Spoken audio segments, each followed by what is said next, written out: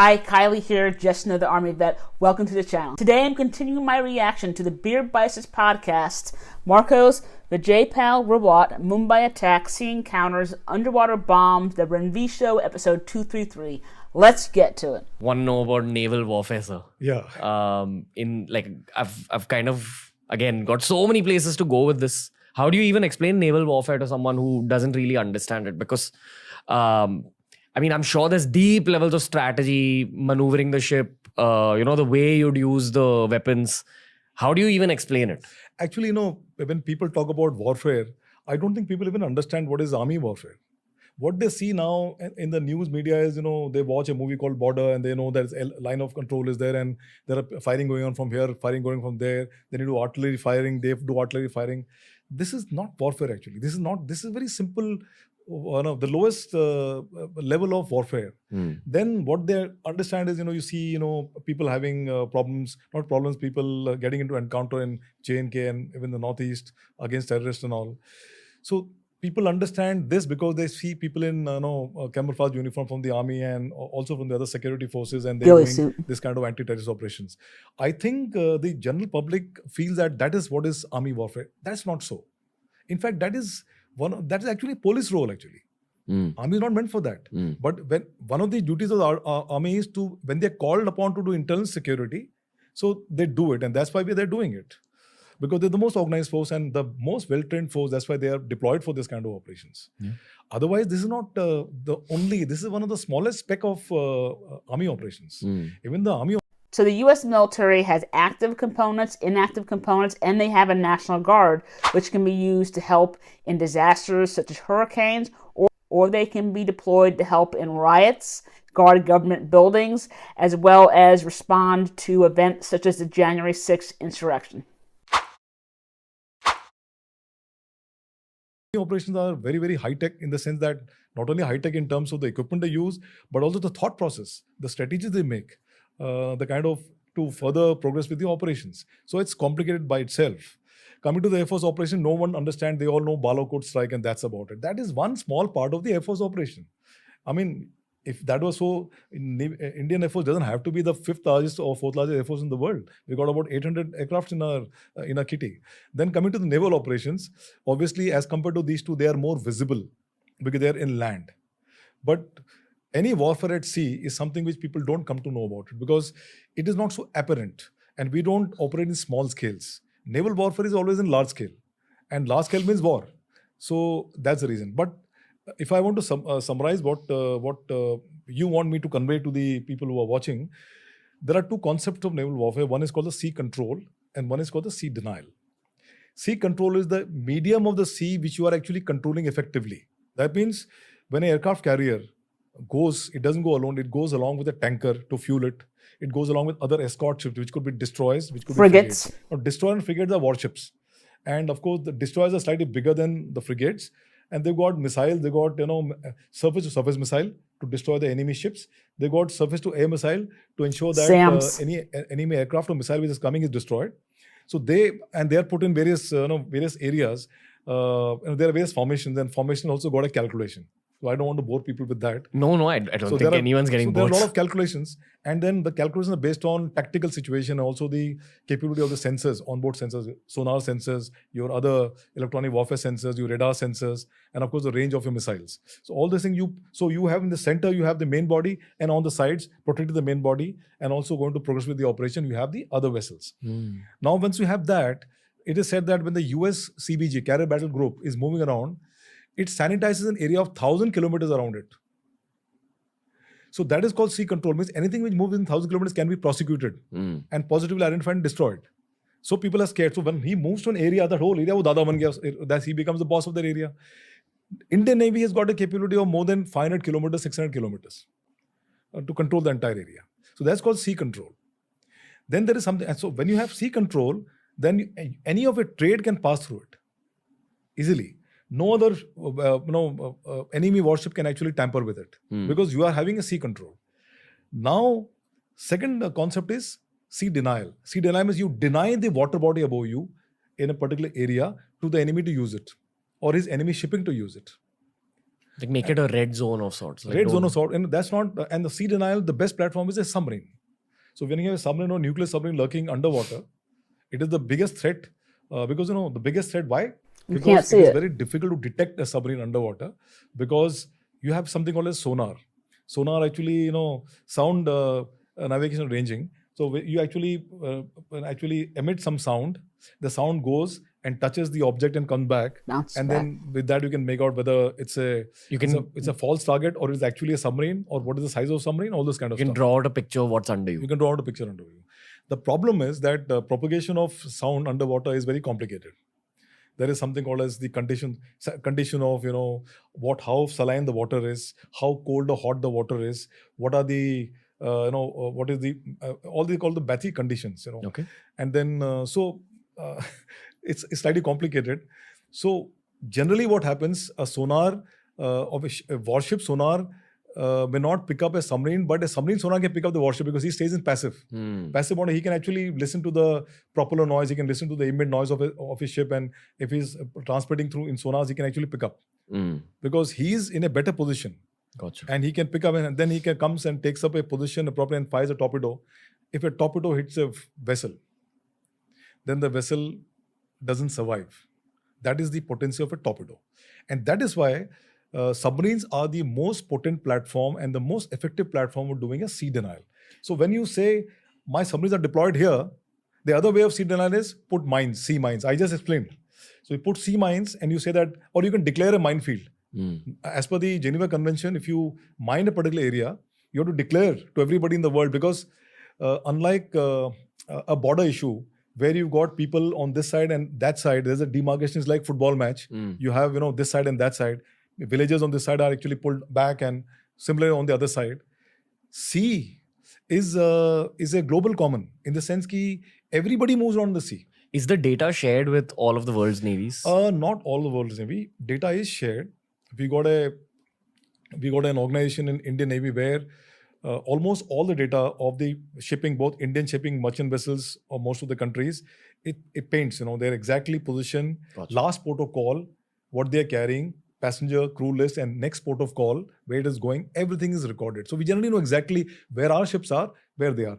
Any one of So I know he's talking about sea mines, but mines in general is a really horrible part of warfare, partly because the after effects. Even when a war is over, most mines remain undetected, and that's how innocent civilians get killed and maimed every day.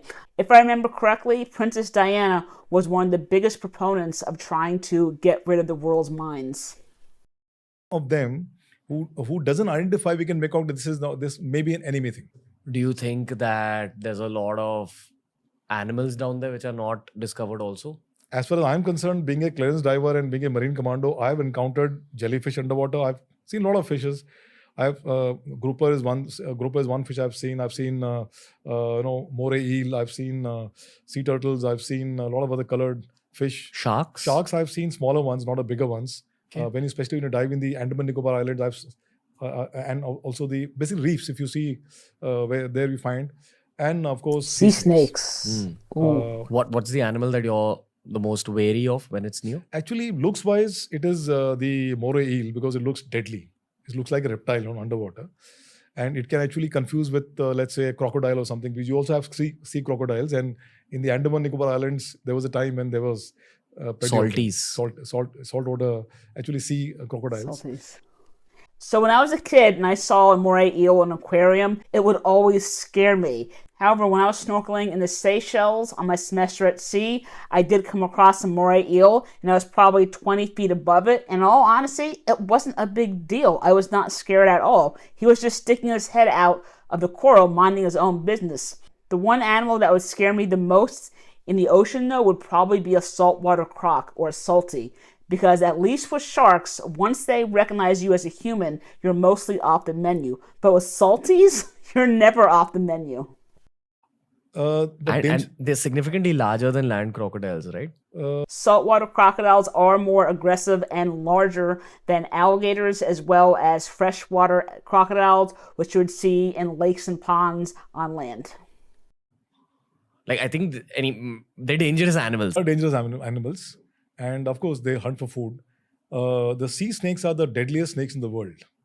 But the beauty is that there are very few known cases of a sea snake bite death. Because you see Indian fishermen, they actually remove the sea snakes from the nets and just chuck it back into the water because they got small beaks and they are very shy. They don't actually bite.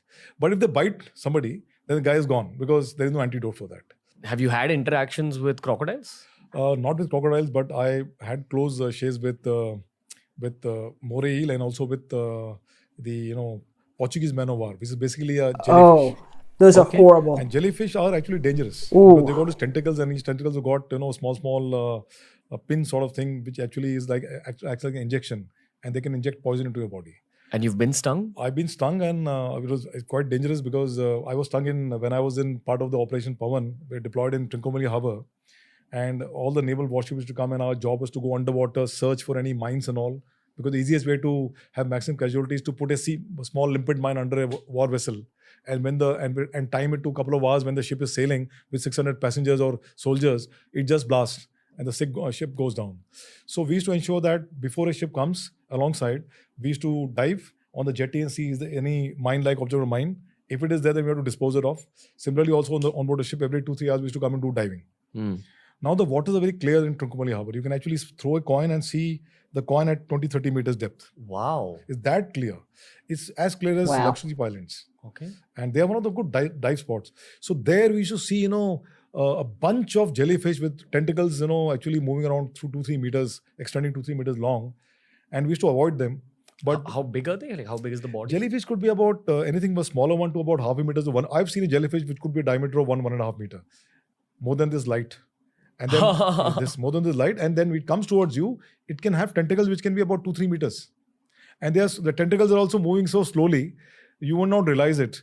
And if you're like, in my case, what happened, I was diving, and when I came up, I saw the jellyfish and I was trying to maneuver myself, but then some of those, those tentacles got caught in my neck and my neck was exposed. And I had high fever for 2-3 days. Do you sense aggression from those? Not aggression. I mean, it is just not that they are trying to harm us, but it's their domain, their medium. We are trying to interfere in their medium. It's self-protection. Yeah, self-protection. Actually, underwater. Self-defense. What did it feel like getting stung in the neck? See, it was like a burning sensation, and thereafter, it's a poison basically. It's not a very potentially. It cannot cause fatality in human beings, but it can really make you sick. So I was sick for about 4-5 days. It's like a strong bout of viral fever you have, no? Continuous high temperature of 103, 104. It remained for about 2-3 days. And then, of course, we put soda lime cocktail and all. We put some other kind of, some kind of lotions and all, which our medical doctor gave us. Is it true that human urine is a... Yes. Okay. And actually, seawater is an antiseptic by itself. So if you have any heavy cuts and all, you just go and dive in the sea, it becomes all right. Healing is faster. So yes, urine or pee will actually neutralize jellyfish stings. And the only reason why I know this fact is because of the same scenario happened on the classic American show called Friends, in which Monica got sunk by a jellyfish. It's one of the funniest episodes. And of course, what you said about this urine has got a lot of benefits. One of the benefits is this, and we do it actually. And did it actually help? I didn't put urine. I'm just saying that people do when there's some cut in the leg and all. You're done. We peed there, and it actually relieves you, because it's hot.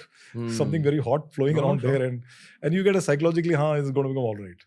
Yeah, that way. Just sharing a very urban, non-adventurous perspective with you. Yeah. But we had a recent trip to Dubai for the sake of YouTube vlogs. Like we were trying to, get some experiences in. Dubai Mall has this big aquarium where they allow you to actually dive with really large sharks on you. At least what is large in my perspective. They would have been at least 6.5 feet sharks. They don't really come very, very close to you. As in, they'll swim past you. If you put your hand out, you'll be able to touch them. Yeah. And there's a lot of, what's it called? Not stingrays? Manta rays. Manta rays. Manta rays, yeah. They're also dangerous. Yeah, which will swim really close to you in that aquarium, which is very strange for someone. Like, I'm not even a trained diver. Manta ray I've actually encountered, but not in a dangerous manner. I've seen it swimming past us in Lakshadweep Islands. So those sharks and other fish in the aquarium are very well fed, and they're used to divers coming into their tank, so they're not going to bother you. Yeah. I remember telling my buddy, who's also my co-founder, we had decided to do this experience. He was very up for it. I was scared because I have this fear of like sharks. And he said that, no, let's do it. It'll be a life experience.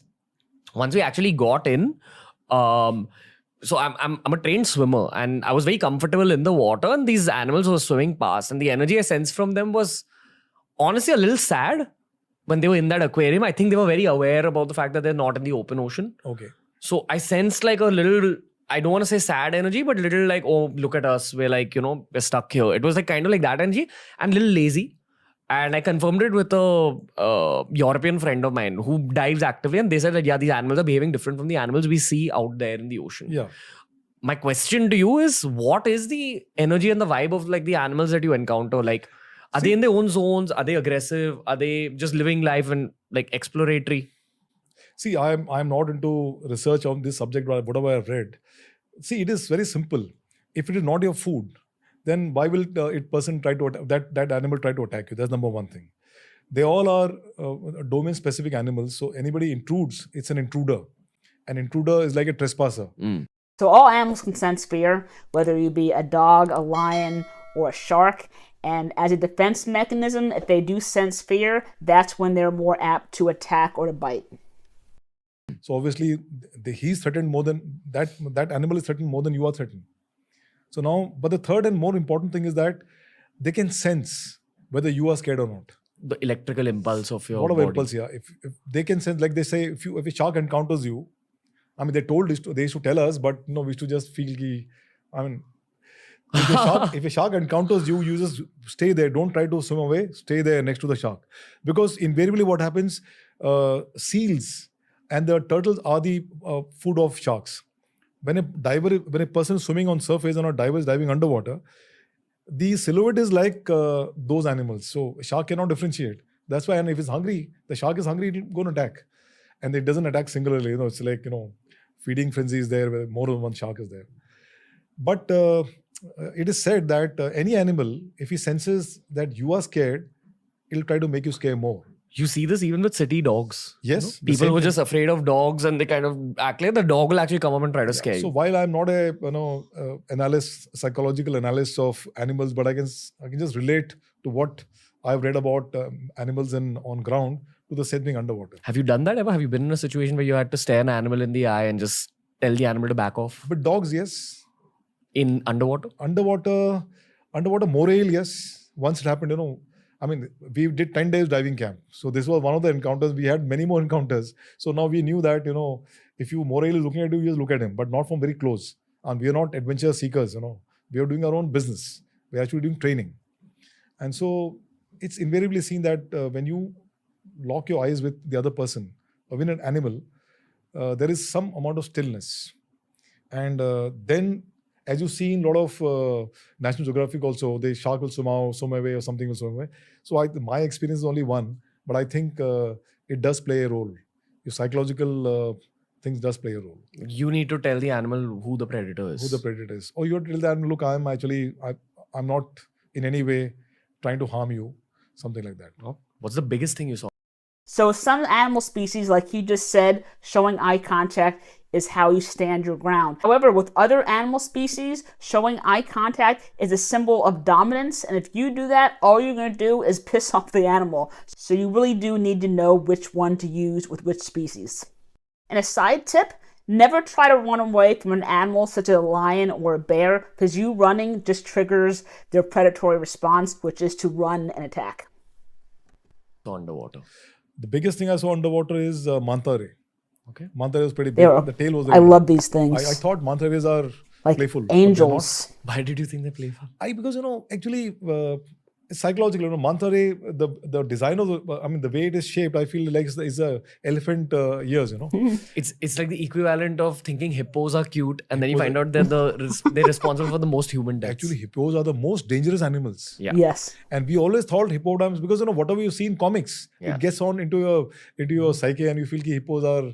But when you read about it, they've got, as you rightly say, the maximum human deaths have been caused in the Nile region, because of hippos.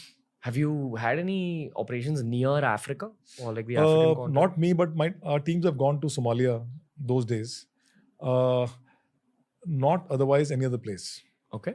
See, India is not a country which is given to, participating in all kind of expeditionary warfare, or we don't even side with any other country. We only work when there's a UN mandate. Without UN mandate, we don't cooperate with any other country for doing any operation. Have you been in hand-to-hand combat situations? I have not been to hand, but I've caught a terrorist who just bit a cyanide in my hand when I was holding him. And for the first time in my life, the LTD guys, they have a cyanide capsule hanging in the neck. So he was being binged down from the helicopter, and I was with my AK-47. And the moment he bit the cyanide, I realized he's also LTD. He did not, that time he must have escaped. How long does it take to kick in? About 45 seconds. And he just fell down, a 6-foot guy, handsome guy, and muscular chap. And he just like a fish out of water. He reached for about 45 seconds. Some kind of froth came out. One of my sailors who was a medic, he actually tried to jump and give him mouth-to-mouth resuscitation. Why? I said, what the hell is this? Why? He will also die. So, see what happens. People in the armed forces are not criminal-minded people. We are normal human beings. We respect each other. We fire at somebody because you know that if you don't fire at somebody, he's going to kill you. So it might seem strange that that Navy corpsman or medic tried to help that terrorist or that enemy, but we're trained that as long as it's tactically safe, then to go ahead and to try to save the enemy, especially if a battle is over. When you see a person lying like this, he's unarmed and this like the tendency for you is to help him. So I guess that is the reason which drove this sailor to try to help him. But of course, better sense prevailed and we were there and we pulled him out. That was my first encounter with death. I've never seen before that. How old were you? I was just about 28, 29, just out of my Marine Commando course. Perhaps if I had not done my Marine Commando course, I would have been shattered actually. But after you do a Marine Commando course, they simulate situations where they take you to a near-death situation, in the training itself. So you get more hardened. Are you comfortable sharing what the near-death situation In the is? sense that there is something called as a Hell Week, which they do. They make you float and with your hands and legs tied. One part of the training, not the Hell Week. Hell Week is, if you can Google it, you can find out what is Hell Week. It's actually 96 hours of non-stop, no sleep, physical regime. 96 hours? 96 hours. You don't sleep for not a wink also. So just like the Marcos, the Singapore Naval Divers and the U.S. Navy SEALs also have a Hell Week in which they don't get any sleep. The U.S. Navy SEALs week is about 5 days, I think. Give you only 1-2 hours in the morning to go shave and do your morning routines and wear a new dangri and come. And again, continue with the training, lifting up logs and swimming, long distance swimming, firing, doing obstacle course. This continues for 96 hours without a breather. You only get food thrice in a day. You get plenty of water. Do you not hallucinate? See, it doesn't happen in the initial part of the course. It happens somewhere in the mid or the end part of the course. So by which time the people got used to it. Human body is very malleable. We can actually, and everything is mental. You need to have a basic, level of physical fitness. Thereafter, it's all mental. So there are people who hallucinate. There are people and they give up also. But I've not seen very many people giving up in the Marine Commando at least. Why didn't you give up? I didn't give up because I didn't have the feeling of giving up. You were just in a flow? And in our Hell Week was not that organized. So I guess the Hell Week which happens now is much more stringent. We were having, I would say, the casual version of the Hell Week. We had a different Hell Week, 18 hours of diving underwater. That is dangerous actually. It's actually dangerous for the body. But it saps you. 1 hour of diving is equal to 8 hours of physical labor on surface. Yeah. So it saps you. But then in the body, with so much of training you do, you get used to this thing. And let me also tell you, the people who volunteer for this course have decided that we will do this. They have visualized what they want to become. And it's also a glamour factor for youngsters. No? There's a lot of glamour factor attached to it. You will do skydiving, you will do paratrooping, you will do karate, you will fire with weapons and all. We used to roll and fire, roll back and fire pistol and all. Then we have something called room intervention drill. I'm just giving a random part of training. So room intervention is basically you're simulating a situation where how do you do hostage rescue. So there are mud walls. They made mud 7-8 rooms. They made a very complicated structure with the first floor and all. And they put cutouts of 2 heads. One is red, one is green. Now they give you 12 seconds. You have to go inside with 6 commandos and the 6 buddies, total 12, and you have to sanitize each and everything in a matter of 12 to 14 seconds. So you have to get inside, kick the door open, see the target, and you have to hit and both the shots, because the calculation is that in 4 seconds you have to hit 2 shots, because when people get startled, they remain startled for 4 seconds. After that, they get the sense and then they can react. So within that period of 4 seconds, you have to fire 2 shots. And we have trained to such a level that both the shot has to be headshot. That means the green and red cutout, there should not be any holes in the green. You'll fail. And here the pass percentage is 95% shooting. So here is a big difference between the training of Special Forces operators and normal military members such as myself. For us, we are always taught to shoot center mass, right here, aim small, miss small. Whereas Special Forces operators such as Marcos, they're trained to do headshots. And you have cross shootings and all, people shooting from there, you shooting from there. It's a situation where if you do a mistake, probably some guy can actually have collateral damage. Even in training. And then you have night exercises. Actually, when you do slithering, grappling, when you do parajumping, they are all high-risk activities. You're diving underwater. At night, you're diving underwater. And so the animals you talked about, so many of them are dangerous. It becomes more dangerous. Scary. But the At funny night. part is, the best part is, when you're doing training, you don't feel like this. You never feel an element of risk or apprehension. You feel, why? Because you have faith on the way the training is being conducted, number one. Number two, we have tremendous amount of faith on the instructors because they are very well trained. Number three, you have actually a lot of confidence, self-confidence on yourself. And number four, on your body. These 4 combinations are very deadly and potent combination. It holds you in very good stead. You mentioned that if you hadn't gone through Hell Week, you wouldn't have been able to deal with death. In the sense that not only the Hell Week, the entire course, it actually, you see, they're all building blocks. They're all building blocks. So once those things happen, then you know that amongst the armed forces people, you are a niche and elite force. Your cutting edge has to be maintained. You'll be the first to go in and may not be the first to come out. So you have that kind of aura in you. So then you psych yourself mentally that, look, I am the best and the government of India expects a lot of things from me as they may not be expecting from other people. So the aspect of being fearful, being scared is actually redundant. It doesn't come only. In any case, if you're fearful, it is a good emotion, because if you're fearful, then you start planning and thinking in a more, analyzing the thing much better, and that helps in safety and security of you and your people. Again, I'm going to keep this short since I was commenting throughout the podcast, but training can be dangerous, especially when you're dealing with any kind of diving, live explosives, or live ammo. And when it's nighttime, it just adds a whole new element of diving.